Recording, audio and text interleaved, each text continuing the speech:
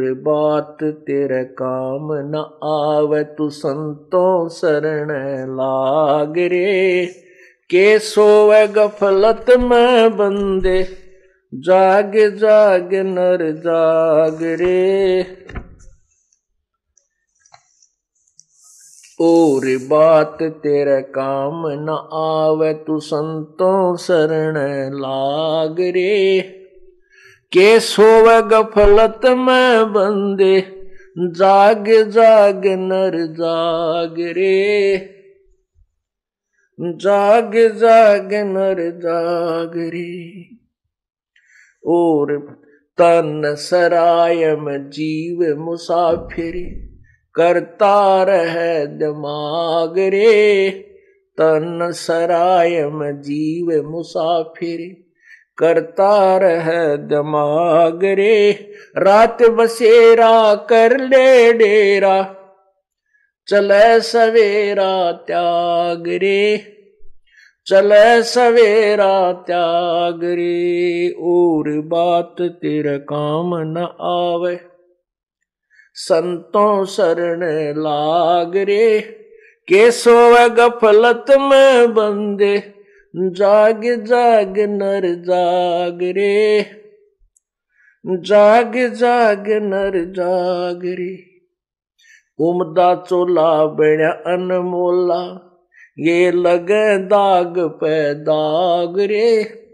उमदा चोला बड़ा अनमोला लगे दाग पे दाग रे।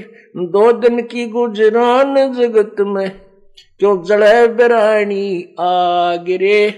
जड़े बिरानी आग रे। और बात तेरे काम न आवे संतों शरण लाग रे। के सोवे गफलत में बंदे जाग जाग नर जाग रे। भाई कोबद का चढ़ी चढ़री चित पे तू होया मनुष्य से नाग रे। कोबद का चढ़ी चढ़ रही चित पे तू होया मनुष्य से नाग रे। सूझे नहीं सजन सुख सागर बिना प्रेम बैराग रे। बिना प्रेम बैराग रे। और बात तेरे काम न आवे संतों शरण लाग रे। के सोवे गफलत में बंदे जाग जाग नर जाग रे। जाग जाग नर जाग रे। अर सुमर सो हंस कवावे ये कामी क्रोधी काग रे। अर सुमर सो हंस कवावे कामी क्रोधी काग रे। भौरा न भर में विष के बन में चल बेगमपुर बाग रे। चल बेगमपुर बाग रे। और बात तेरे काम न आवे संतों शरण लाग रे। के सोवे गफलत में बंदे जाग जाग नर जाग रे। जाग जाग नर जाग रे। भाई शब्द सैन सतगुरु की पछाणी पाया अटल सुहाग रे। शब्द सैन सतगुरु की पछाणी पाया अटल सुहाग रे। नितानंद महबूब गुमानी परगट्य पूर्ण बाग रे। परगट्य पूर्ण बाग रे। और बात तेरे काम न आवे तू संतों शरण लाग रे। के सोवे गफलत में बंदे जाग जाग नर जाग रे। जाग जाग नर जाग रे। सत साहिब।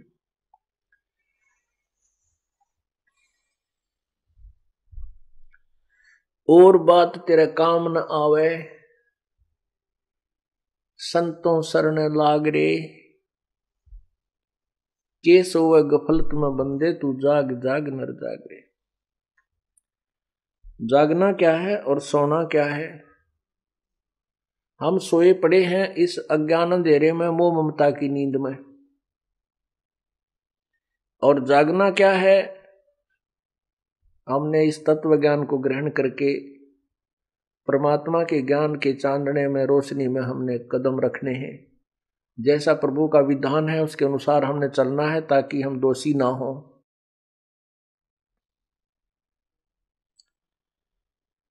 क्या बताते हैं कि तन सरा में जीव मुसाफिर, ये करता रहे दिमाग रे। अपनी अपनी सोच में हर इंसान सोचता रहता है, अपने अपने सतर की जो बुद्धि उसकी दी है भगवान। अब जैसे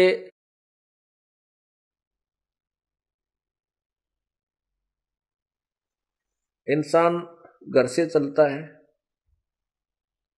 पता नहीं कहां तक की उम्मीद ला रखी होती है, जाता है, फिर शाम को नाइट सर्विस से वापस आ जाता है और रास्ते में दुर्घटनाग्रस्त होकर के मृत्यु को प्राप्त हो जाता है। इस तन रूपी सराय में पता नहीं कहां तक की आशाएं लगा रखी थी, पता नहीं क्या क्या विचार उसके मन में घूम रहे थे, ये करूंगा जाते वो करूंगा, क्योंकि नाइट सर्विस में आदमी चलता है तो बहुत शीघ्रता में ही होता है और घर तक भी नहीं पहुंचता। ये ध्यान रखना पड़ेगा अपन। अब कहने का भावदास का ये नहीं है कि नाइट सर्विस में मत चालो या कति काम में मत करो, नहीं। परमात्मा ने ये बताने की चेष्टा की है कि भगवान की भक्ति मत भूलो। परमात्मा का नाम एक ऐसी साधना है जो संत परमात्मा ने बताई है, बंदी छोड़ने आके बताई है कबीर परमेश्वर ने, कि वो बिल्कुल सिंपल है और ओरिजिनल है। जैसे कोई हठ योग कर साधना करना चाहता है तो मजदूर कर सकता नहीं, किसान कर सकता नहीं, कोई दुकानदार कर सकता नहीं, सर्विसमैन कर सकता नहीं, तो हम भक्ति नहीं कर सकते अगर उस हठ योग वाले योगियों ने देखे जो जंगल में जाकर बैठ के आंख नीचे बैठे रहते। नहीं, परमात्मा ने एक ऐसी सिंपल साधना बताई जो सब सदग्रंथों में प्रमाण है कि नाम उठत नाम बैठत नाम सोत जागबे, नाम खाते नाम पीते नाम सेती लागबे। चलते फिरते उठते बैठते भगवान की भक्ति करनी है। जैसे आपके पास नाम है, भक्ति मिल गई आपको, ठीक है। आप सफर कर रहे हो, चाहे नाइट सर्विस करो चाहे किसी भी सर्विस में करो, जल्दी आओ तेज जाओ किसी तरह करो, वो नाम न जपते चले जाओ। जैसे आपको नाम मिल गया, भक्ति मतलब नकली नाम के जापते कोई लाभ नहीं है। अब जो प्रवचन चल रहे हैं वो ओरिजिनल मंत्र से, यथार्थ भक्ति से लाभ होगा। तो उस यथार्थ भक्ति को करने के लिए आप सफर में बैठे हो, बस में बैठ गए, आपने बरवाड़ा से चंडीगढ़ जाना है, 4 घंटे लगे कम से कम।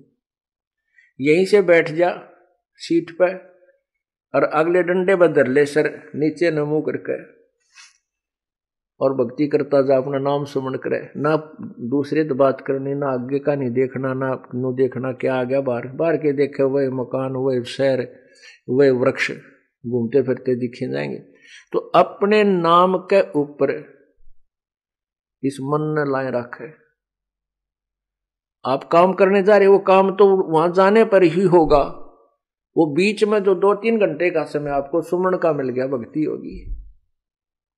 और उसमें बैठ के गप्पे मारे, दूसरे ने कहाँ जाएगा भाई, कितना आया है कि कितने बालक हैं, कि काम करा, ये बेमतलब की स्टेटमेंट क्यों है, इंट्रोडक्शन की क्या आवश्यकता है।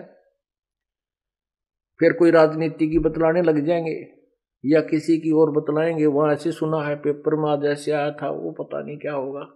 तो इस तरह की बकवादा में जो समय बर्बाद किया जा रहा है उसके बारे में कह रहे हैं कि और बात तेरे काम नहीं आवे, संतों सरने लाग रे, और कैसे हुआ गफलत में बंदे तू जाग जाग नर जाग रे।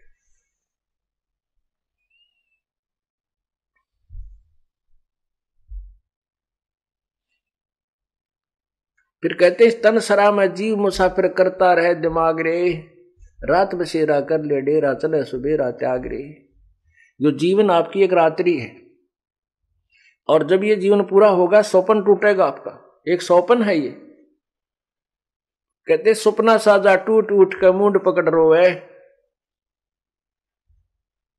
जैसे आप सौपन में कई बार तो बहुत दुखी होते हो, कई बार बहुत सुखी होते हैं, आनंद सा रहा है, पता नहीं कि तकित घूम रहे हैं, और कोई उठा देता है तो उसने नो कर तो मठ मार दिया, इब के ठाना था, आनंद आ रहे थे, और उठे पाछे कुछ भी को नहीं, वो कुछ नहीं उसके पास, मनमाना सपने में तो गाड़ी चला रहा और ब्रेक लानता और कभी गियर लावे, और जब उठ पड़ा पड़ा ला तुम्हारा सौड़ में, और उठा जब कुछ भी ना पावा क्योंकि वहां कुछ नहीं था।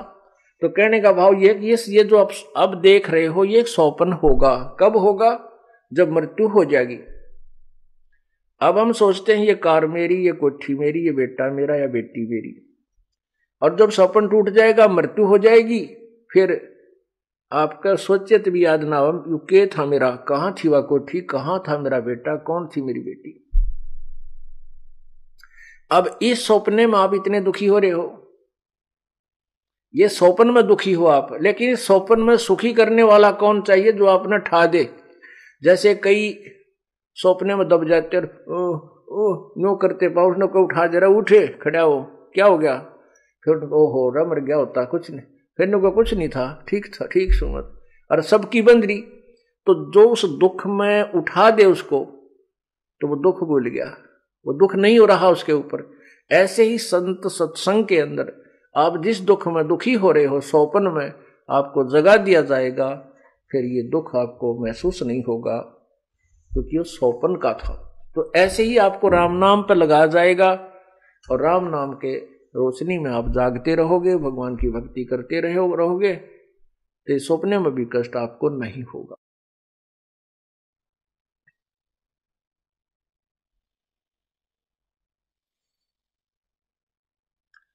रात बसेरा कर ले डेरा, चले सवेरा त्यागरे।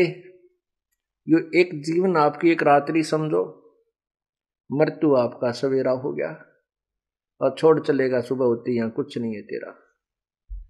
जैसे किसी कामवश, किसी बिजनेस व्यापारवश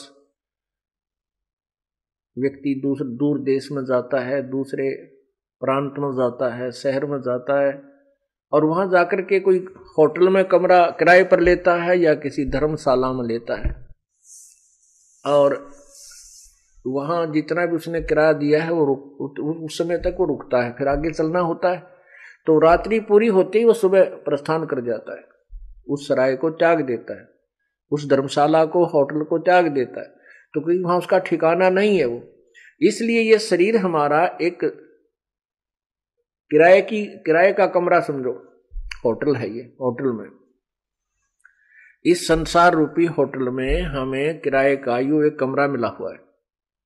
और जैसे कोई बिजनेस व्यापार करने के लिए विदेश गए हैं, दूसरे प्रांत में गए हैं, शहर में गए हैं, और वहां जाकर के वो अपना बिजनेस ना करके अपने वैसे ही शराब पीण में, सिनेमा सांग देखने में और खान पीन में उस पैसे को व्यय कर रहे हैं, नष्ट कर रहे हैं।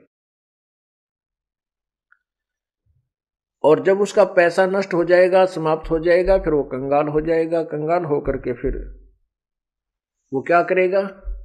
मजदूरी करनी पड़ेगी। ऐसे ही हम यहां संसार रूपी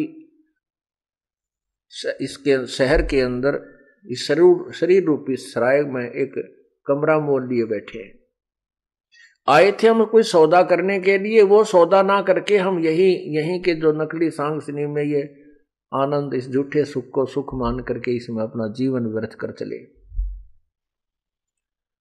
तो फिर क्या होगा? हम मजदूर लगेंगे, क्योंकि जो पूंजी हमारे को समासों की मिली थी वहां हिसाब होगा कि इसमें तूने क्या कमाई की, इतने 1 लाख रुपए लेके गया था, इससे क्या तूने बिजनेस किया। तो 1 लाख रुपया हमारे पास नहीं होगा, तो साहूकार जिससे हम कर्जा लेकर आए थे वो कहेगा भाई फिर वापस कर, और नहीं तो मेरे मजदूरी करके पूरे कर। तो इस परमात्मा रूपी साहूकार से हम जो श्वास रूपी पूंजी मनुष्य जीवन के लेकर आए थे, इसमें हम भक्ति नहीं कर पाएंगे, फिर हम कंगाल हो जाएंगे और मजदूर बन जाएंगे, गधे कुत्ते सूअर की जून नहीं पाएंगे।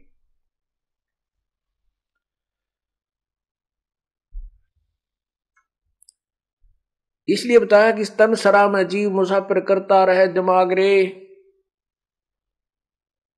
इस तन सरा में, धर्मशाला में, जो जीव मुसाफिर, ये एक यात्री है, और इसमें यो अपनी अपनी सोचते अटकल लाए बैठा है। अपनी नहीं चलेगी यहां पर, तो परमात्मा के विधान अनुसार हमने स्वीकार करना होगा, और परमात्मा का विधान हमारे सदग्रंथ है, उसके अनुसार हमें अपना जीवन सुचारू करना पड़ेगा।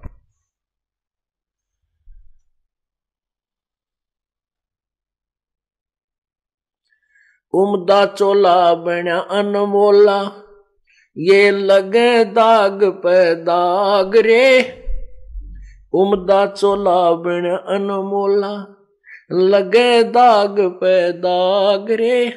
2 दिन की गुजरान जगत में, क्यों जड़े बिरानी आग रे, जड़े बिरानी आग रे। ओहो, ये उमदा चोला बण्या अनमोला, इससे मनुष्य जीवन की कोई कीमत नहीं, बहुत ही अनमोल है। जैसे सतनाम के सुमरण की,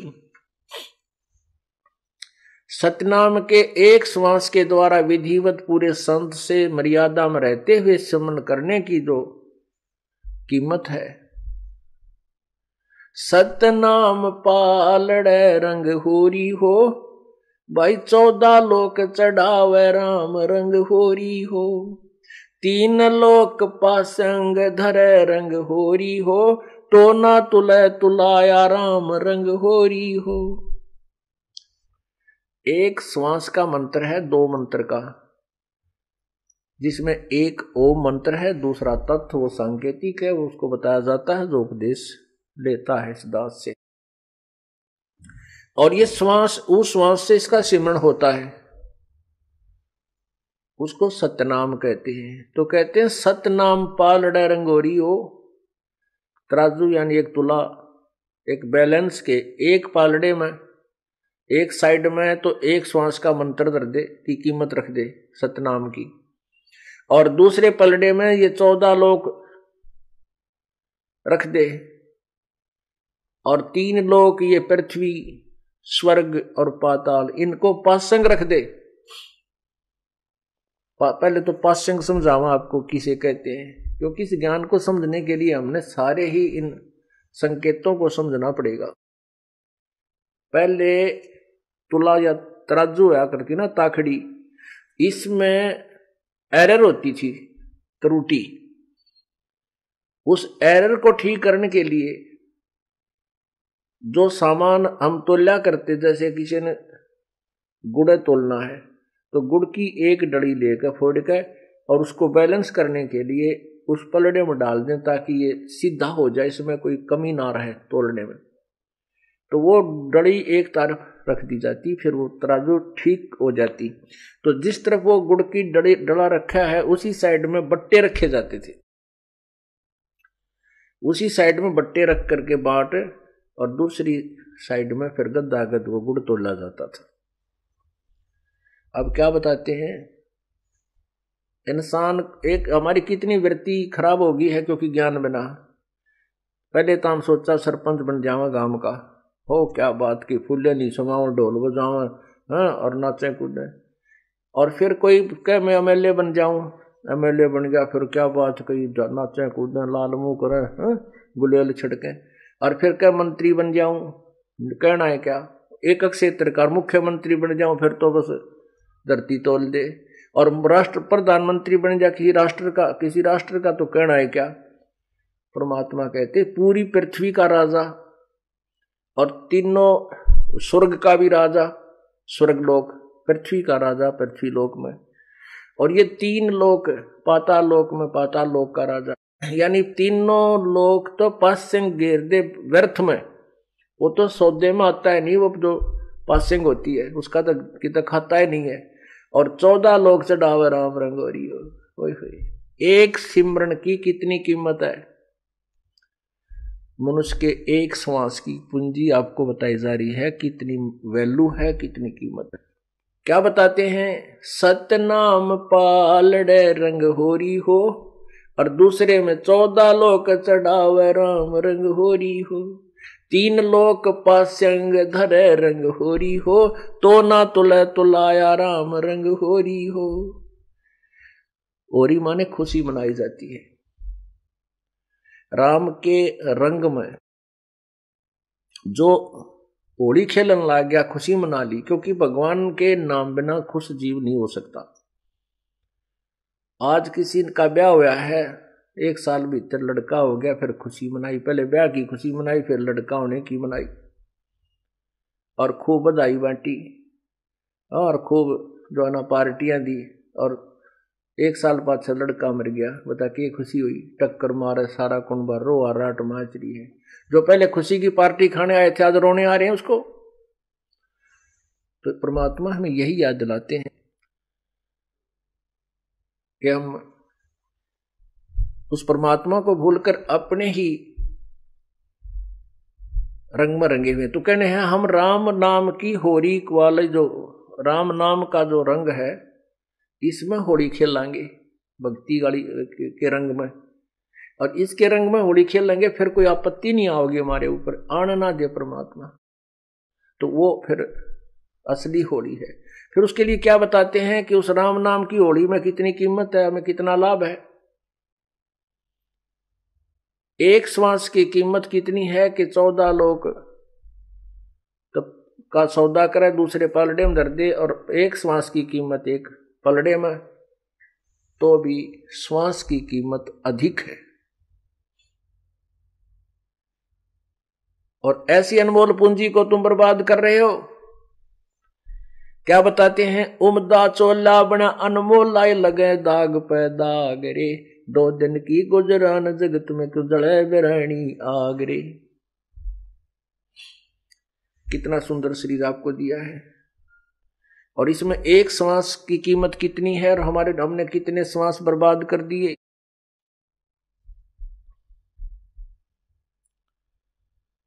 ये शरीर जब हमारा छूटेगा, 2 दिन की गुजरान, यानी जरा सा समय है, ये बहुत ही कम समय है। हमने देखो प्रतिदिन सूर्य उदय हो रहा है और अस्त हो रहा है, अर्थात दिन रात बन रहे हैं।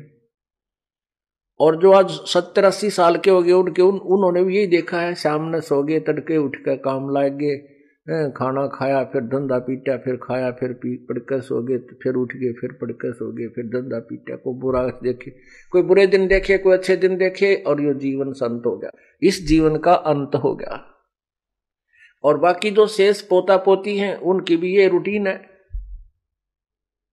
ये कोई जीवन हुआ?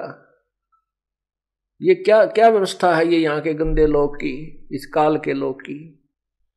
परमात्मा हमें याद दिलाते हैं, ऐसे लोक में चलो जहां दिन रात ही नहीं है, वहां आयु का कोई हिसाब ही नहीं है, और वहां पर यहां से ज्यादा सर्व सुख है। उस लोक को छोड़ करके तुम इस गंदे लोक में आ गए, या बिरानी आग में जल रहे हो। इस बिरानी आग में जल रहे हो, जैसे कोई तो बेटे बेटियां की खातिर दुखी, किसी का बेटा सर्विस नहीं लग रहा है, या कोई रोजगार नहीं हो पा रहा है, तो पिताजी को नींद आती नहीं, माँ को चिंता, शादी ना होती है तो चिंता।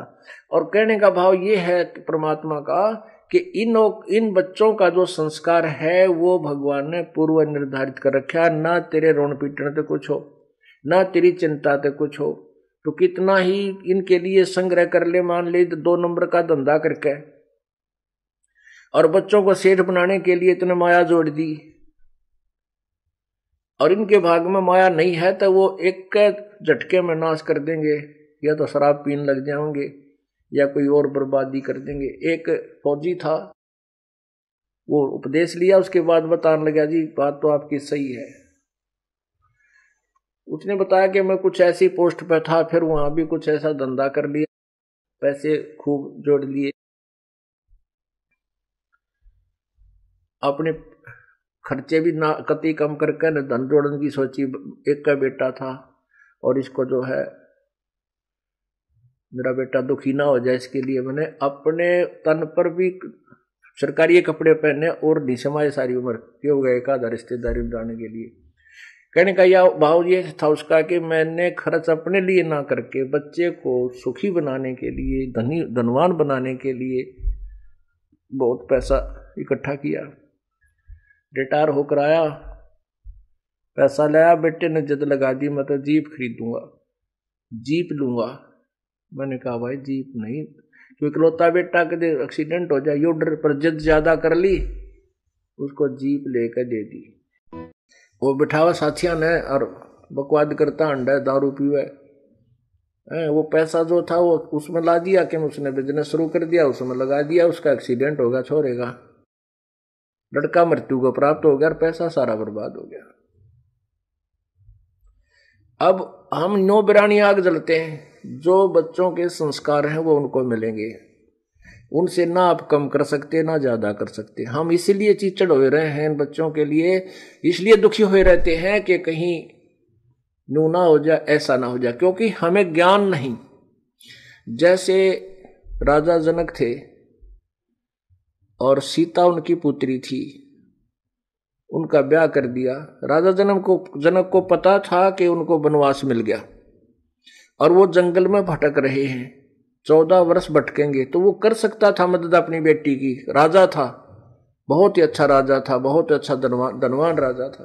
तो वहां जंगल वहां भी थे, अपना बेटी को और दामाद को वहां जंगल में बैठा देता कि ले भाई तुम अपने वन में रहो और खाना पीना यहां से जाएगा, खूब सुविधा दे सकता था। लेकिन नहीं, वो विद्वान था, वो ज्ञान भगवान के विधान से परिचित था कि बच्चे की किस्मत के साथ वो खुद संघर्ष करेगी, हम उसकी कुछ मदद नहीं कर सकते और ना ही ऐसा हमें करने में कोई लाभ होगा। रावण के साथ युद्ध हुआ तब भी जनक ने कोई एक्शन नहीं लिया कि जैसे इनके कर्म है ये आप निपटेंगे, और वैसा ही हुआ। जनक ने मदद ना करी तो भी सीता का जीवन जैसा था वैसा ही प्रफुल्लित हुआ।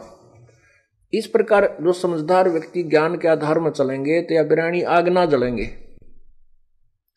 मान लीजिए बच्चे ने कोई व्यापार किया है और आप भी साथ ही लग रहे हो, हानि होगी।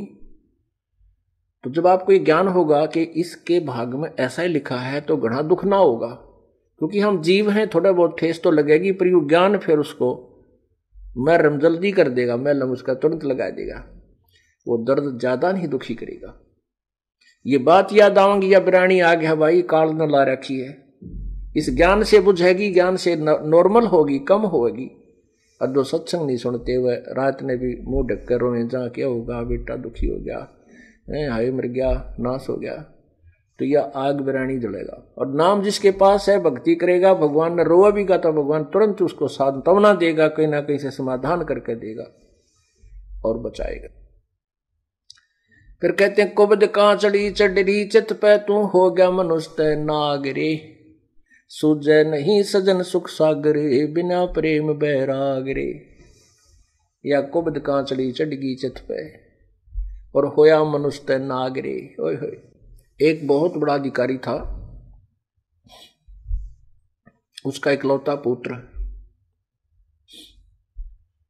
उसको बहुत अच्छी तरह शिक्षा देने के लिए उच्च मतलब अच्छे हाई फाई स्कूलों में उसको प्रवेश दिला के पढ़ा रहा था। एक गांव में एक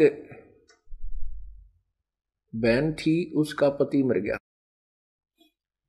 और उसके 15-16 एकड़ जमीन थी, और वो हकीकियों की लड़ाई संघर्ष में मार दिया किसी ऐसे झगड़े पर। तो उसको चिंता होगी थी कहीं तेरे बेटे ने भी ना मार दे, इकलौता पुत्र था उसका भी माई का। वो अपने बेटे को लेकर के अपने पियर में रहने लगी, अगर इसको वहां पाल लूंगी, और वो जमीन दे दी ठेके पर और वहां से अपना सामान ले जाओ, गुजारा कर रही थी। लड़का उस समय वो 2-4 वर्ष का था, फिर वो 15, 16, 20 साल 18 वर्ष का हो गया। तो उसके लड़के ने कहा माँ चल अपने घर पर हम अपनी खेती खुद कराएंगे, या मामा के घर में कब तक रहेंगे, अपना घर है वहां चलेंगे। तो उस माई ने आकर के जिनको वो ठेके पर जमीन दे रखी थी, साझे पर दे रखी थी, जैसे भी हिस्से में, उनसे कहा भी हमारी जमीन छोड़ दो। उन्होंने जमीन त्यागने छोड़ने से मना कर दिया कि हम जमीन ना छोड़ रहे। उसने फिर पुलिस में रिपोर्ट की। अब 15-16 एकड़ जमीन थी, नहर के साथ बहुत अच्छी उपजाऊ जमीन थी। वो बात उस बड़े अधिकारी तक पहुंच गई। उसने देखा, पता कराया, भी देखो ये जमीन उनके कैसे है, कब्जे में क्यों है, कैसे है, जैसे भी। तो उनको पता चला पटवारी से कि ऐसा कोई नहीं है, विशेष कोई कब्जे वाली बात इनकी है नहीं और ये सेट हो सकता है। तो उसने उमाई को टाइम दे दिया कि तू 5-7 दिन के बाद आना, हम इसकी इंक्वायरी करते हैं, तेरी जमीन दिलवा देंगे। जब दोबारा वो माई गई तो उसका लालच आ गया बड़े अधिकारी का, 16 किलो जमीन तू को ना खरीद ले, सस्ती मिल रहा कती। उन जो जमीन बोया करते थे उन मुजारों को तो उसने धमका दिया। वो तो कहने लगे जी जो तुम कहोगे हम ऐसे कर देंगे, हमने छोड़ देंगे हम इसकी जमीन को। उधर से उस माई को कह दिया कि वो नहीं छूट सकती तेरी जमीन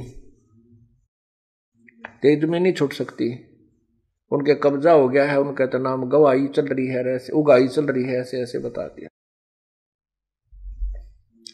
वो माई लागी रोन बुरी तरह, क्या होगा? ने बोला तने कुछ थोड़े बहुत पैसे चाहिए तो दिला दूंगा मैं।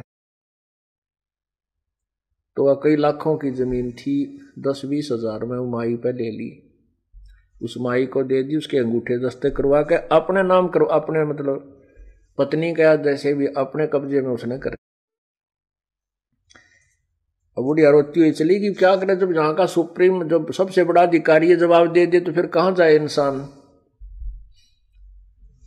अब बुढ़िया अपना ले के 10-20 हजार रुपये 15-16 किला गए 20 पहले ऐसा सस्ता समय था, उसने अपना किता और गुजारा कर लिया, बेचारी ने दुख सुख पाई।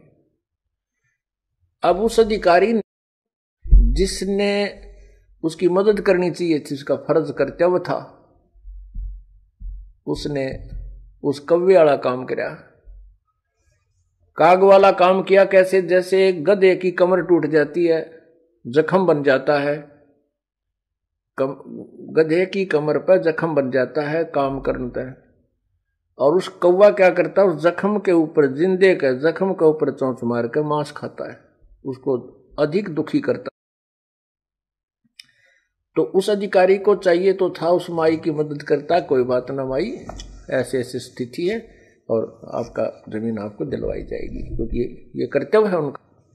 उसके स्थान पर उसने अपने लालच में वह जमीन अपने करवा ली, अच्छा ला दिया बाग नहर के साथ में। सोचा था बुढ़ापे में वहाँ खूब सैर सपट्टे करूँगा और तेरे बालक सेठ हो जाएगा तेरा बेटा।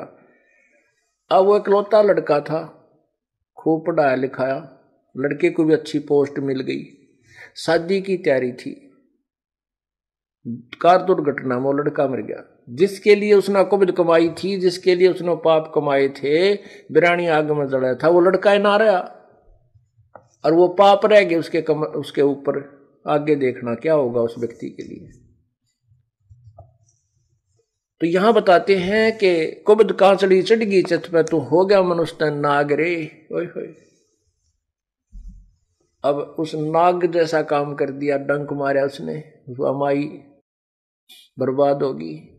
अपने स्वार्थ के लिए वह जमीन उसने अपने नाम करा ली। अब वो लड़का है ना रहा जिसको सुखी देखना चाहता था, उसने कितना दामाद बरतेंगे, पड़ोसी लेंगे, भाई बंद बांटेंगे, और वो बनेगा गधा लंबी कमर का। तो यहां याद दिलाया जाता सत्संग के अंदर, कुबद कांचड़ी चढ़ रही चित पे, तो हो गया मनुष्य नाग रे। मनुष्य वाला काम छोड़कर नाग वाले काम शुरू कर दिए। सूझे नहीं सजन सुख सागर, बिना प्रेम बैराग रे। अब परमात्मा में बैराग और प्रेम जब जागेगा, तब जागेगा जब हम उसके संविधान से परिचित होंगे, अच्छे और बुरे का हमने ज्ञान हो जाएगा, फिर हम गलती नहीं कर सकते, हम कोई भी पाप नहीं कर सकते। हाथ कांप जाएंगे हमारे जब हम पाप करने लगेंगे। जैसे बच्चा बालक होता है, छोटा सा बच्चा होता है, तो उसको ये ज्ञान नहीं होता कि जो सामने गड्ढा है इसमें गिर गया तो तू मर जाएगा। उस छोटे से बच्चे को नहीं पता होता कि सामने ये सांप है, ये तुझे डस लेगा तू मर जाएगा। उस छोटे से बच्चे को पता नहीं होता कि सामने एक बिजली का तार नीचे गिरा हुआ है और स्पार्किंग कर रहा है, टूटा हुआ आपस में थोड़ा जोड़ उसके अंदर है, और उसमें आतिशबाजी सी हो रही है, उस बच्चे को नहीं मालूम कि ये तुझे मार डालेगी, उसको एक अच्छी वस्तु समझ के पकड़ लेता है उस तार को और मृत्यु को प्राप्त हो जाता है। ऐसे ही उस सर्प को जाकर के पकड़ने की चेष्टा करता है, वो सर्प उसको डंक लगा देता है, लड़का मृत्यु को प्राप्त हो जाता है, वो बेटा या बेटी बच्चा। अब उस अबोध बच्चे को पता नहीं था कि कितनी भयंकर ये जानवर है, कितनी भयंकर ये वस्तु है बिजली, और कैसा ये गहरा गड्ढा है। जब वो बच्चा जब बड़ा हो जाता है, वो फिर उसको ज्ञान होता है कि बिजली इतनी भयंकर है, इसका हाथ लग गया तो मृत्यु हो जाएगी।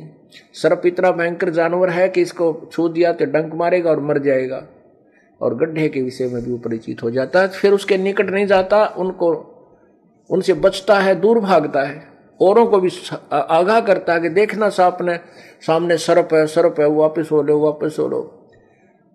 तो पुण्यात्माओं, जब तक हमें तत्व ज्ञान नहीं होगा, भगवान के विषय में जानकारी नहीं होगी, हम उस छोटे से बालक की तरह हैं जिसने कति क्या का ज्ञान को नहीं, किसी विषय में नहीं जानता कि जो कर्म तू करने जा रहा है तुझे कितने भयंकर सिद्ध होंगे, तू तेरी जान के शत्रु बन जाएंगे, तेरे साथ क्या बनेगी, किस योनि में तू जाएगा। और जब हम सियाने हो जाएंगे, तत्व ज्ञान से हमारी बुद्धि विकसित हो जाएगी, फिर हम उस पाप को नहीं कर सकते। जैसे वो सर्प, ये पाप कर्म हमें सर्प दिखाई देंगे। पुण्यात्मा, पृथ्वी पर पाप क्यों बढ़ गया? अज्ञानता के कारण। हम सेठ होना चाहते हैं, दूसरे को हड़प के, दूसरे का जो के साथ धोखा करके, उसकी संपत्ति में उसे कुछ हिस्सा ले करके या मिलावट करके, रिश्वत ले करके हैं, और 2 नंबर के धंधे करके हम सेठ बनना चाहते, कभी नहीं बन सकते। क्योंकि परमात्मा ने हमारे संस्कार पूर्व निर्धारित किए हैं, जो भी हमें मिलना है उसमें कोई परिवर्तन नहीं हो सकता। कब तक? जब तक हम पूर्ण परमात्मा की शरण में नहीं आएंगे और पूर्ण संत के द्वारा उस परमात्मा से लाभ पाने की विधि प्राप्त नहीं करेंगे, तो तब तक आपके किसी भी संस्कार में कोई परिवर्तन नहीं हो सकता। एक व्यक्ति था, उसने बताया कि ये ज्ञान सुनने के बाद आंखें खुल जाती है इंसान की। उसने बताया कि जी आपने जो ज्ञान सुनाया है ये सही बात है। क्या सुनाया था इस दास ने? कि जो पाप करते हो, आप सेठ बनना चाहते हो 2 के 20 बना के, तो वो पैसा आपके पास नहीं रहेगा, क्योंकि आपके भाग्य में नहीं है। आपके भाग्य में नहीं है वो पैसा, आपने 2 नंबर तक कमा तो लिया, लेकिन वो दूना डबल होकर जाएगा। और पैसा तो रहेगा नहीं, लेकिन उस पैसे 2 नंबर से कमाने के लिए जो पाप इकट्ठे किए थे, वो पाप तेरे पास रह जाएंगे, वो तुझे भोगने पड़ेंगे। अब उसने क्या बताया कि मेरा एक का लड़का था और 20-22 वर्ष का हुआ, उसकी शादी की तैयारी कर रहे थे, उसका जो है दोनों किडनी फेल होगी, दोनों गुर्दे फेल हो गए, खराब हो गए। तो उसके लिए पहले तो देसी वैद्य, फिर ऐसे झाड़े जंतर मंतर संत साधुआं दौरा घूमे, फिर जब सब ने जवाब दे दिया, जब ऑल इंडिया मेडिकल में ले गए इंस्टीट्यूट दिल्ली में, पहले वहीं होते थे ये गुर्दे बदला बदली, वहाँ उन्होंने बताया कि इसके दोनों किडनी फेल होगी। ऐसे ही किसी से कह सुनकर कोई पैसे पूछे ले दे कर किडनी चढ़वाई बच्चे का, ऑपरेशन सफल हो गया लड़के का, लेकिन रुपये 3 लाख तो भी ऊपर लाग गए हमारे। कोई बात नहीं भाई, बच्चे की जान बची, पैसे तो जो लगे सो लगे, खुशी मनाई। 6 महीने के बाद वही लड़का बस एक्सीडेंट में मृत्यु को प्राप्त हो गया। गुर्दे बदलवाने के बाद 6 महीने के उपरांत वही लड़का बस दुर्घटना में मर गया और पैसे थे वह सारे गए। फिर उसने अपने कुकर्म गिनवाए कि मेरे साथ तो इससे भी ज्यादा और होना चाहिए था, शायद ये थोड़ा हुआ। जो जिस तरीके से मैंने पैसे कमाए, उसने अपने धंधे के विषय में जानकारी दी कि मैं बहुत जुल्मी व्यक्ति था। अब आपके ज्ञान से अपने पाप दिखने लगे, नहीं तो मैं अपने पापा ने कभी नहीं देखूं था। और भगवान को लाने दिया करता है, भगवान मेरी गेल के करी तनया, कौन सा पाप मेरा आगे आ गया। अब पता लग गया कि जब इस जन्म में मैंने से पाप किए, पिछले में भी मेरी इसी स्थिति भूंडी वर्ती रही होगी कभी ना कभी। तो पुण्यात्माओं परमात्मा के तत्व ज्ञान के रोशनी में हमें अपने आगे और पीछे के कुक्रम दिखाई देने लग जाते हैं, और फिर हम बचने की चेष्टा करते। हम अज्ञान अंधेरे में तो ठोकरे खाते रहते हैं, लेकिन ज्ञान में पाछा ठोकर नहीं खा सकता इंसान, या तो फिर उसको ज्ञान नहीं, नशा कर रखा है।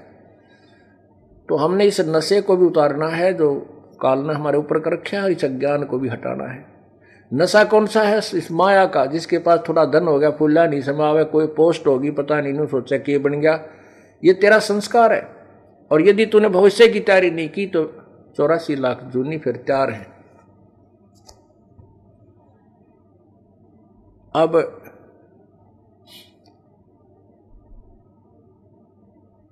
कुबद कांचड़ी चढ़ घी चित पे तू होया मनुष्य नागरे। अब सोजै नहीं सजन सुख सागर, बिना प्रेम बैरागरे। अब वो व्यक्ति कह रहा था कि लड़का तो जाए लिया था, वो तो मर गया था, चलो मारा, और बाद उसके बाद जो रोना पीटना था वो भी हो लिया था, आँखों के आंसू भी समाप्त हो लिए थे रो रो कहने। अब जीवन कति निरस दिखाई देता, जैसे हम उसे अंधकार में घूम रहे हों। अब आपका ज्ञान सुनकर, परमात्मा की महिमा से परिचित होने के बाद, अपने मनुष्य जीवन के शेष जो समय है उसकी उमंग होगी कि वो नाश तो होना ही था, और मेरे कर्म इससे भी बुरे थे, लेकिन अब उन पाप कर्मों को धोने का, साफ करने का, उनको समाप्त करने का तरीका मिल गया। और अब उमंग है जीने की, आशा है मालिक और जीवन दे तो भक्ति के लिए दे, तेरी भक्ति करता रहूं, नहीं तो इस जीवन का कोई चारम नहीं रहा था। पुण्यात्माओं, ये तो जो अब हम मान ले बालक हो आप, अब आपको जीवन का के उद्देश्य का पता लग गया। जीने की इच्छा जो है वो इसलिए बनी रहेगी कि आपकी भक्ति करने अधूरी ना रह जा। अब आपको एक न्यारी उमंग बनेगी जीने की, नहीं तो ये डरे ढोरे थे पशु जैसे, धंधे करे पढ़कर सोगे, तड़के करे दिन में धंधे करे, रात में पढ़कर सोगे। किसी के पास 2 पैसे हैं तो कितना बकवाद नाम लागे, कितना होटला में जाकर बकवाद करे, घूटी छूटी लाओ है, और कितना राजनीति में फंसे बैठे रहेंगे। यानी मूल उद्देश्य को भूल करके अपना जीवन व्यर्थ कर जाते। इसलिए बताते हैं कि सूझे नहीं सजन सुख सागर, बिना प्रेम बैराग्रे। अब परमात्मा का ज्ञान हो गया, मनुष्य जीवन किस लिए हमें मिला था ये पता लग गया, और वो उद्देश्य पूरा हो गया। क्योंकि मनुष्य जीवन में सत भक्ति करनी चाहिए। अगर भक्ति करे तो सत्य करे, सत्य का मीन है शास्त्र अनुकूल करे। पवित्र गीता जी अध्याय नंबर 16 के श्लोक नंबर 23 में कहा है कि शास्त्र विधि को त्याग कर जो मनमाना आचरण करते हैं, अर्थात अपने मनमानी पूजाएं करते हैं जो शास्त्र अनुकूल नहीं है, उनको ना तो कोई कार्य सिद्ध होता है उनका, ना कोई सिद्धि होती है, ना सुख होता है, ना उनकी गति होती है। और इन 3 वस्तुओं के लिए हम भक्ति करते हैं। फिर हमें मनुष्य जीवन का जो ज्ञान हो गया कि ये किस लिए हमें मिला था, परमात्मा की भक्ति करनी है और शास्त्र अनुकूल करनी है। और शास्त्र अनुकूल भक्ति करते हुए जो तुम्हें आनंद आएगा, जो खुशी होगी, फिर जब ये संसार छोड़कर हम जाएंगे तो हमें आगे जाकर के पछताना नहीं पड़ेगा। ठीक है, परमात्मा ने जितना जीवन दिया है, और जब ये शरीर छूटेगा तो हमें पश्चाताप नहीं बनेगा। हमने ना ये मन में नहीं आएगी ईब के बनेगी, ये मन में कति नहीं आओगी कि अब क्या बनेगा आगे, नहीं। अब हमने जैसा हमारी सामर्थ्य थी, जितनी हमारी मेहनत हमने किया, जैसा भी भक्ति की, वो आगे हमें प्यार मिलेगा। अब हम खाली नहीं जा रहे। जैसे बच्चे सब एग्जाम में बैठते हैं, जिन्होंने शिक्षा ग्रहण कर रखी है, खूब पढ़ाई कर रखी है, अभ्यास कर रखा है अपने पूरे वर्ष में, तो वो घबरा कर नहीं जाते, उसमें थोड़ी सी घबराहट होती है, ज़्यादा नहीं। और जो किसी ने किताबें ठाके ना देखी, कभी पढ़े ही नहीं, तो फिर वो जाते हैं, उनको पता होता है कि ये बूंदी बनेगी, के लिख का आऊँगा कुछ याद है कोई नहीं, और वो घबराहट में कुछ थोड़ा बहुत याद है वो भी भूल जाते हैं, फिर तो वो फेल हो जाते हैं। ऐसे ही जब हम यहाँ संसार छोड़कर चलेंगे, क्योंकि हमने परमात्मा की जैसी सामर्थ्य अनुसार अपनी भक्ति दान धर्म किया हुआ है, तो हमने चिंता नहीं बनेगी, निर्भय होकर जाएंगे और आगे परमात्मा आपको खड़े मिलेंगे, क्योंकि हम धनी के हो गए। हमने आगे स्थान बना लिया, शरीर छोड़ने से पहले हमारा आगे स्थान बन गया। कहाँ बन गया? हमारा गुरुजी हो गए। और गुरुजी संत जो होते हैं वो परमात्मा के नुमाइंदे होते हैं और अपने उस घर में ले जाते हैं जहाँ से वो आए होते हैं। तो आप जब यहाँ से चलोगे, परमात्मा आपको सामने खड़ा मिलेगा, आपका ठिकाना हो गया। और जिन्होंने आगे ठिकाना बनाया नहीं, भक्ति की नहीं, तो फिर वो कहीं ठिकाना नहीं है, वो 84 लाख योनियों के इस अरट के जैसे कुएं में वो फिर शुरू हो जाए। अरसुमरै सो हंस कहावै कामी करो दी कागरे, बौरा न भरम विष के बन में चल बेगमपुर बागरे। अब जैसे कोई भक्ति करता है उसको भगत जी कहते हैं, शराब पीता है उसको शराबी कहते हैं, चोरी करता है उसको चोर कहते हैं, डाके मारता है उसको डाकू कहते हैं। अब जैसे पहले कोई कैसी भी गलती करता था, अब भक्ति कर रहा है तो वो भगत जी हो गए। एक भक्त था हमारा सेवक, तो उसने नाम लिया, और वो हमारी रिश्तेदारी में भी पड़ा है, तो वो उसने नाम ले लिया। तो उसका भाई जो है शराबी एक नंबर का, क्योंकि ये शराबी जो होते हैं ना, ये आदमी बहुत कम मिल पावे। वैसे शराब उतरे पाछे तो बहुत अच्छे बतलाते हैं, शराब पिए पाछे फिर ये किसी के काबू के नहीं होते। तो पहले गांव गांव सत्संग करने पाठ करने जाते थे। और एक और भगत था जो दिल्ली साइड का, उसने नाम लिया था, तो उसको ये बताया गया था कि आप वहां आ जाना, वहां 3 दिन सत्संग करेंगे हम गांव में। उनका एड्रेस बता दिया। तो उसमें जो जिसका हमने पाठ करना था, उसका भाई का पाठ था शराबी का। तो भाई के न कम जाने थे, उसने ज्यादा जाने थे। वो ड्राइवर था रोडवेज का, वो हमारी रिश्तेदारी में पड़ा है, उसका भीम नाम। तो हमने उस साथ में एड्रेस ये लिख रखा था कि कृष्ण ने ना जाने तो भीम ड्राइवर पूछ लियो। बोला ठीक है। तो उसने आके पूछा, बोला भाई सत्संग है वहां जाना हमने। बस अड्डे से दूसरी तरफ उनके घर थे। तो वो एक आदमी मिल गया ना, बोला किस जगह? बोला उसने बताया कि भीम ड्राइवर अड़के जाना। बोला उनका किसा सत्संग होता? एक नंबर का शराबी है, वहां का सत्संग होता। उसको पता नहीं था, दूसरे से पूछा, उसने भी नहीं कहा। बोला वो भीम ड्राइवर शराबी गए, वो किसी सत्संग कराओ भाई, वो घर जरूर बता देंगे, आगे चला जाए इस साइड में, वहां पूछ लिए। जगह बताते चले गए, 4 मिले, 4 ये शब्द बोले कि वो किसा शराबी हो, किसके, वो तो शराबी है। वो पहुंच गया वहां पर, उसने सत्संग सुन भी, वो तो नाम लिए रखा था उसने। तो दूसरी बार फिर 6 महीने के बाद, 1 वर्ष के बाद फिर दोबारा सत्संग था वहीं पर। तो वही भगत फिर उसको पता लगा कि वहां सत्संग कर रहे हैं गुरुजी, क्योंकि पहले हम जिस गांव में सत्संग करते थे, हमारे भगत वहीं पहुंच जाया करते थे मिलने के लिए, अपनी कोई समस्या समाधान के लिए। तो ऐसे हमने लिस्ट बना रखी होती थी, वो लिस्ट दे देते थे, भी ये कोई पूछे थे बता देना। तो वो भगत फिर उसी गांव में आया, और उनके घर से उलट पुलट गाली गलिया में कहे 1-2 आदमी आ ले, तो उसका समझ ना आवे कहाँ सी हो रहा सत्संग। तो उसने फिर उसकी जब वो दूसरी बार आया तो उसने भीम का जिक्र नहीं किया, बोला मैंने कृष्ण का जाना है, वो डॉक्टर है कृष्ण। तो उनमें हमारा भगत मिल गया, ने बोला वो कृष्ण डॉक्टर का उसने नाम ले लिया उस भीम ड्राइवर ने, और उन्हीं का वो पाठ हो रहा था उस दिन। तो वो भगत मिल गया हमारा कोई, उसको कहने लगा किसका जाना, कृष्ण का जाना, भीम का नाम ना ले शराबी कहेंगे उसने। तो उन्हें बोला वो कृष्ण का ना होता हो तो भीम भगत जी का पाठ होने लग रहा है, भीम भगत जी का पाठ हुआ है। उसने सोचा ये गलत समझ रहा है, मैंने बोला भाई मन न कृष्ण का जाना, भीम भगत जी कोई और होगा। उसने सोचा शराबी का करते भगत जी कैसे बोल रहा है इसको।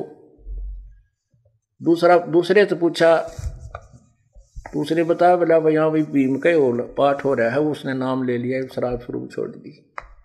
कहने का भाव दास का ये है कि पहले तो शराबी को आओ था और अब भीम भगत जी नाम से प्रसिद्ध हो गया। तो इसका यही अर्थ है कि हर सुमर सो हंस कहावे कामी क्रोधी कागरे, और भौरा ना पर मैं विष के बन में चल बेगमपुर बागरे। कहने का भाव यह है कि यह संसार एक विषय विकारों का वन है, और जैसे किकर के बबूल का बाग वन हो, उसमें जहां भी जाओगे कांटे लगेंगे। तो ये संसार जो है ये बबूल का वन है, इसमें कदम कदम पर पैराम ना लगेंगे तो मुंह पर लगेंगे, कितने न कितने हाथ में लगेंगे, यानी कोई न कोई कष्ट इस संसार में आपको बनाई रहेगा। बेगमपुर बाग में चलो जहां पर कांटे नाम की चीज नहीं, बेगमपुर, बेगम जहां कोई कष्ट ना हो, कोई दुख ना हो, कोई गम ना हो। अब ये जैसे ये जो शब्द इस दास ने सुनाया है, ये एक नित्यानंद जी संत हुए हैं, उनका उनकी इसमें छाप लगी है। और वैसे ये यही शब्द कबीर परमात्मा की शब्दावली में भी है, उसमें 2 लाइन और एक्स्ट्रा है। तो ये संतों ने ऐसे एक दूसरे की ज्ञान से ही ज्ञान होता है, उनके ज्ञान सुन के इसने अपनी तरफ से बना दिया। बाकी संकेत यही है जीव को बुराइयों से हटा करके और अच्छाई की तरफ ले जाना। अब जिसको जितना ज्ञान है वो वहीं तक बोल सकता है। नित्यानंद जी के गुरुदेव जो है गुमानी दास जी विष्णु उपासक थे। अब इन संतों ने भक्तों ने स्वर्ग को ही बेगमपुर मान रखा है, लेकिन स्वर्ग जितना दुख की तभी को नहीं, क्योंकि हम सुख मान रहे हैं इस गोटी सूटी लाड़ने, डांस डूंस देखने, अच्छे फल आहार खाने को, इसी को सुख मान रहे। और वो स्वर्ग में अपने ही पैसों से, अपने धन से खूब प्राप्त है, वहां पर पर्याप्त भी है और प्राप्त भी है। कहने का भाव यह है कि हमने वो इसने जो महापुरुष ने नित्यानंद जी को जो ज्ञान था, इसने स्वर्ग तक के ही जाने के लिए प्रेरणा दी है। लेकिन अब हमें ज्ञान हो गया कि हमें तो सतलोक चलना है, इसलिए हमने इन्हीं प्रेरणाओं से अपने सतलोक की तरफ अग्रसर होना है, बुराइयों से बचना। कहते भौरा ना भर में इस विष के वन में, विषय विकारों का जो जहर रूपी वन है, इसमें मत चल बेगमपुर बागरे, सतलोक को चल। कबीर साहब के शब्द में, इसी शब्द में, जो कि तो पूरी पंक्तियां ये तो है ही, लेकिन लास्ट वाली नहीं, उसमें क्या है कि मान ले तू जाग भी गया, ये जागना नहीं है कि सुबह उठा और होका भर के पीन लग गया, गुड़ गुड़ करने लग गया। कहते उठ सवेरा भरात्मा खू के जाग गया निर्भाग रे, राम सुमरा ना कोई सुख शुक्रम की ना फूटे तेरे भाग रे। अब सोचा उठते हो कब्र का बैठ गया, पता के जाग गया तुम, इस तरह अच्छा पड़ा रहे तो ठीक सही, एक पाप और शुरू कर दिया। उक्के में कितना पाप है, सो नारी जारी करे सुरापान 100 बार, एक चलम हुक्का भरे वो डूबे काली धार। एक हुक्का का मीन तम्बाकू से है, तम्बाकू चाहे सिगरेट में पियो, चाहे बीड़ी में, चाहे हुक्के में, चाहे सूंघ लो या खावे, सारा ही दोष है। एक भक्त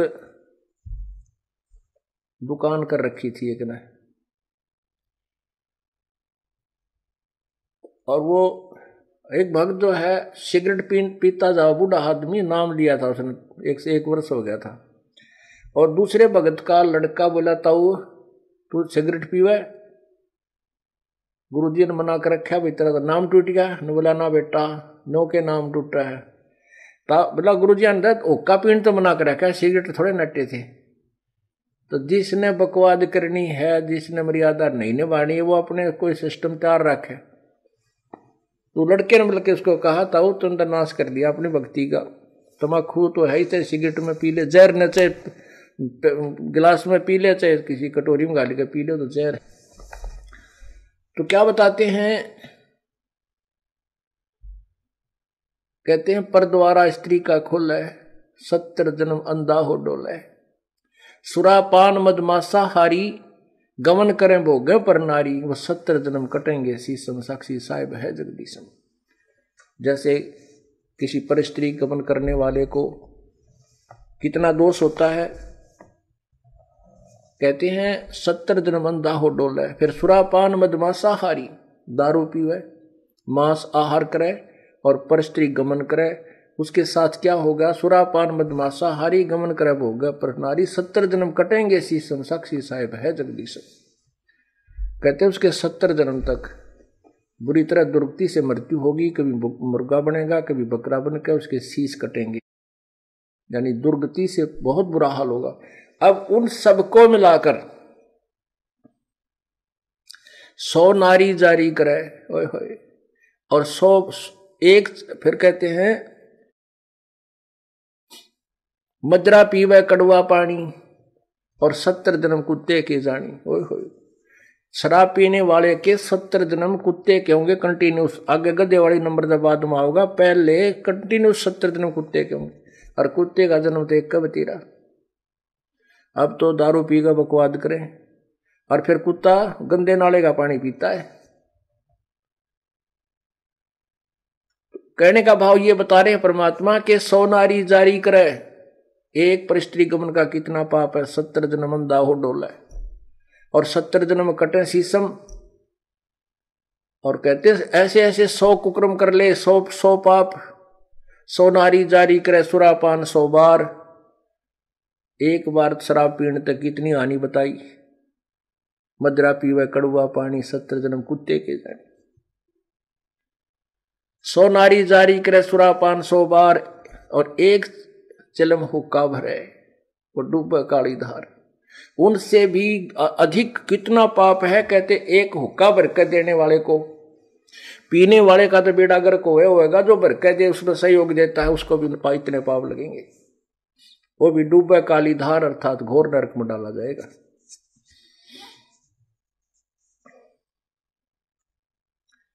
तम्बाकू कितना हानि करता है, क्यों इतना दोषी बताया, इसमें इतना दोष क्यों है?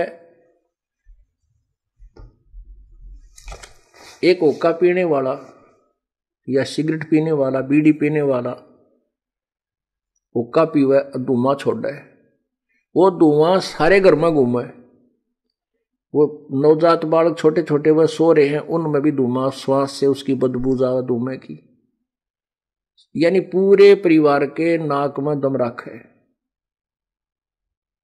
और फिर वातावरण दूषित करे।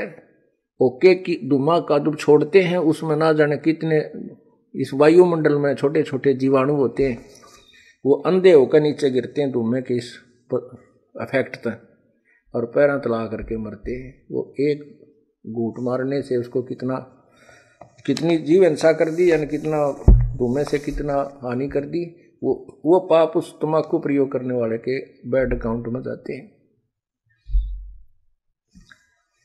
और फिर हमारे परमात्मा ने ये मनुष्य शरीर दिया है परमात्मा पाने के लिए। इसमें ये ईड़ा, ये पिंगला, ईड़ा और पिंगला ये 2 नाड़ी बताई जाती हैं अंदर शरीर में, और इनके बीच में मध्य में जाकर के एक सुषुम्ना नाड़ी है जिसकी सुई की नोक टेक है, ऐसा सुराख है जो भक्ति के प्रभाव से ये अपने आप ब्लड की तरह हवा भर के वो खुल जाता है, और फिर उसमें से आत्मा अंदर जाकर के फिर नीचे मूल कमल से प्रारंभ होती है। अब क्या होता है कि उसमें तम्बाकू का जो पीते हैं तंबाकू और नाका में छोड़ दिया करें, घोटा मारेंगे नो छोड़ दिया करें, तो वो धुआं जो है उस सुराग को पालिश कर देता है, परमात्मा के पाने वाले उस मेन गेट को बंद कर देता है। तो इससे बड़ा शत्रु हमारा और क्या हो सकता है। फिर इस जीवन का के फूकेंगे तो ऐसा गधे का ऐसा कुत्ते का, जब भगवान नहीं मिला इसमें, वो रास्ता बंद कर दिया।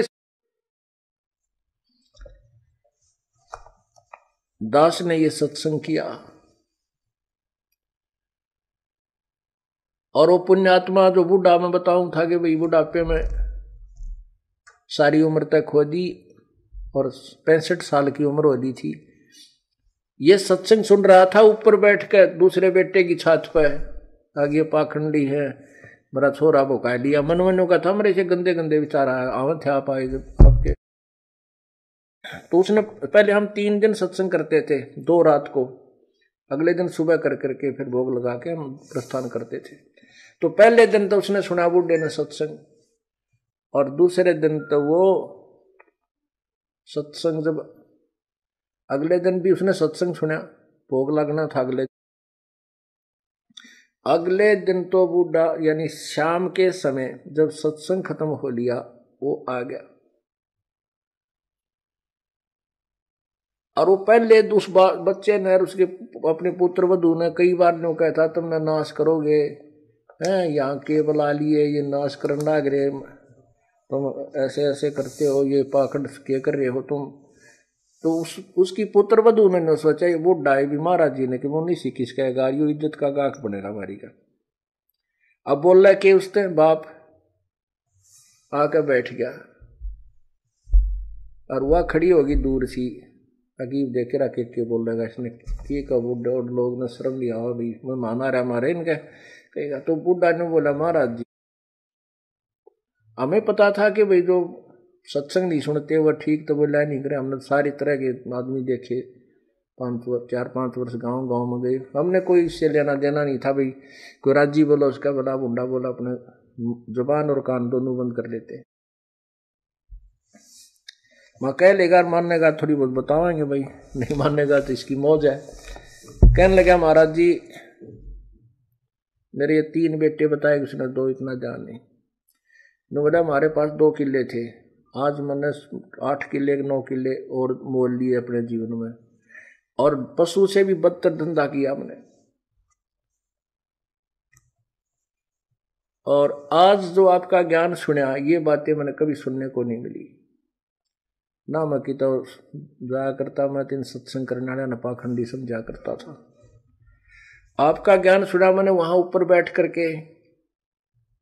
अब मेरा केरा होगा नो कह बूढ़ा रोन लग गया, जिस तरह बालक रोया करे नो पड़ के। मैं बोला की बात होगी क्यों नहीं, क्या बात होगी, मैंने समझाया, फिर तो दिल सा उसका डट लिया, जब लग गया बताना। कहने लगे ये बात तो मैंने जिंदगी में कभी सुनी है को नहीं, जो आज आपने, मेरा तो कर्जा पाटन हो रहा, नींद नहीं आई रात को मुझे, मैंने तो इतने हुक्के पी रखे हैं कि हुक्का सीला नहीं होने दिया करता। अब मेरा कीड़ा होगा, मेरे जैसे पापी का क्या इलाज, जो मैंने सारा जीवन पशु से बदतर धंधे किए, और अब जी अब उम्र चली गई, अब भक्ति हो को। फिर रोने लग गया, फिर रोने लगा वो, मैं फिर उसको समझाया, मैं बोला कुछ नहीं बिगड़ा है अभी तक,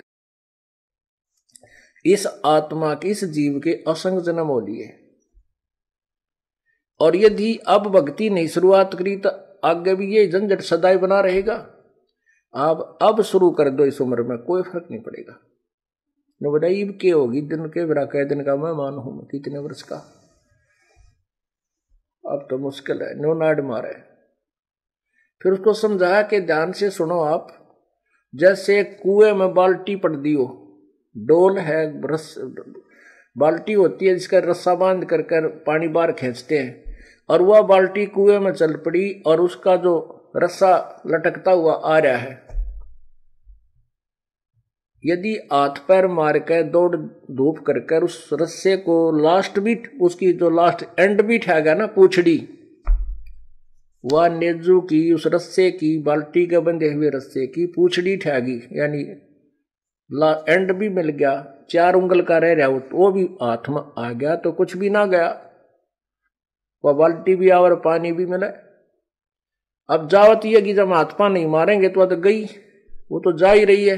पहले लंबे लंबे रस्से हुआ करते, गहरे पानी होते थे कुओं में, और कम से कम 50, 60, 100 फुट तक की लंबी रस्सी होती थी, तो उसको जाने में भी समय लगता था। तो अगर उसकी पूछड़ी भी ठागी ना नेजू की उस रस्से की तो कुछ भी कौन गया, और नहीं हाथ पा मारेगा तो गई, फिर तो कुछ भी हाथ नहीं लगेगा। यह बात उस बुढ़े के कसूती जच गई। मैंने उसको समझाया कि आप नाम शुरू करो, मोक्ष नहीं होगा तो मनुष्य शरीर आपको गारंटीड मिलेगा। वैसे तो मोक्ष इसी में हो जाएगा, कोई बड़ी बात नहीं है। आप सत भक्ति करो, सच्चे मन तक लगो और पूरी मर्यादा निभाओ, मुक्ति में कोई बात है। एक श्वास के सीमेंट की इतनी कीमत है, सब कुछ आपके पास होगा। तो उसका बात समझ में आ गई। परमात्मा कहते हैं जीवन तो थोड़ा ही भला जय सत्य सुमन हो, और लाख वर्ष का जीवन को लेख दे ना को। थोड़ा जीवन बतेरा जो सच्चा सुमन हो, सच्चा मार्ग हो, सच्ची श्रद्धा से आप करो, डर के करो, फिर मर्यादा में रहते हुए करो, तो कोई मोक्ष में कोई ज्यादा वो नहीं है। तो वो कहने लगा जी ना तो मैं दान कर सकता, ना मैं धर्म कर सकता। मैं बोला ये तेरे बेटे तेरे तो पहला नाम पाएगी। जब वह बुढ़िया वह माई आ गई वहां बैठ गई, ने बोली अपने ससुर के लिए एक पाठ तो मैं कराऊंगी। मैं बोला देख हो गया तेरे दान शुरू। परमात्मा पर लगो रस्ते आप खोल देगा, कोई आप सुमन करो। आपने जो सुमन से बड़ा तो कुछ भी नहीं है, बाप के हाथ में कुछ नहीं है, मान लिया। अपनी भक्ति करो, सुमन बढ़ाओ, सारा कुछ इसी में आ जाएगा। भक्ति करो डट के, क्योंकि दान धर्म सेवा जो है हम हृदय साफ करने के लिए कराते हैं। और ई बाप का कर्जा पाटन न हो यार, कुछ पाप करने की जगह रही नहीं। पाप तो आप केवल इसलिए करो थे कि ये ओका पियो थे, और तेरे बच्चे बहुत समझदार हैं, आपके लिए खूब यज्ञ भी कराएंगे, ऐसी बात थोड़ी है। तो उसने उस बुढ़े नाम लिया, 10 वर्ष वो जिया, खूब डट कर भक्ति करी, 3 नाम प्राप्त किए और अपना शरीर छोड़ कर आराम से चला गया। बोलो सतगुरुदेव। तो इसलिए बताता है कि और बात तेरे काम न आवे, संतों शरण लाग रे, के सोए गफलत में बंदे, जागे जागे नर जाग रे। सत साहिब।